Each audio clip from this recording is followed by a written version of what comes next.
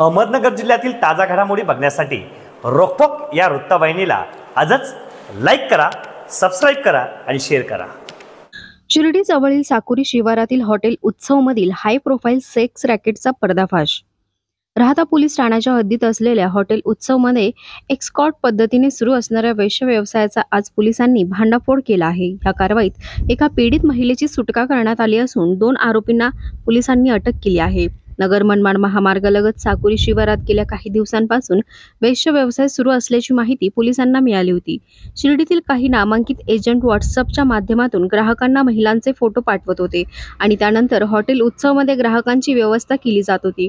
या माहितीच्या आधारे शिर्डी उपविभागीय पोलीस अधिकारी शिरीष बमणे यांच्या पथकाने सापळा रचून हॉटेलवर छापा टाकला। यावेळी मुख्य एजंट नानासाहेब शेळके राहणार श्रीरामपूर तालुका आणि हॉटेल मॅनेजर प्रसाद निर्मळ यांना पोलिसांनी ताब्यात घेतले। या प्रकरणी प्रचलित कायद्यानुसार राहता पोलीस ठाण्यात गुन्हा दाखल करण्याचे काम सुरू आहे, अशी माहिती शिरीष बमणे यांनी दिली आहे।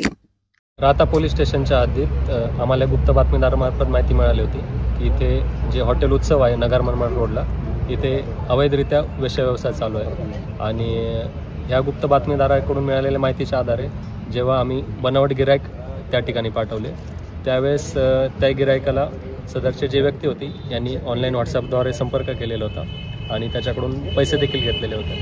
आणि जेव्हा आमच्या या घटनेची पडताळणी झाली त्यानंतर आम्ही तिथे धाड टाकून सदरची जी व्यक्ती होती तसेच हॉटेलमध्ये जो मॅनेजर होता यांना ताब्यात घेतलेला आहे आणि गुन्हा दाखल करण्याची प्रक्रिया चालू आहे।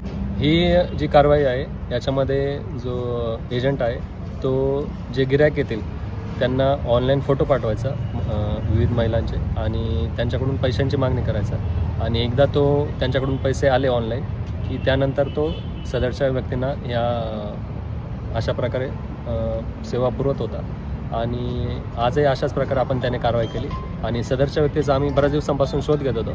शिर्डीमध्ये पण आपण जी मागे एकदा कारवाई केली होती यामध्ये देखील त्याचा सहभाग होता आणि आज आपण त्याच्या मुसक्या आवळलेल्या आहेत।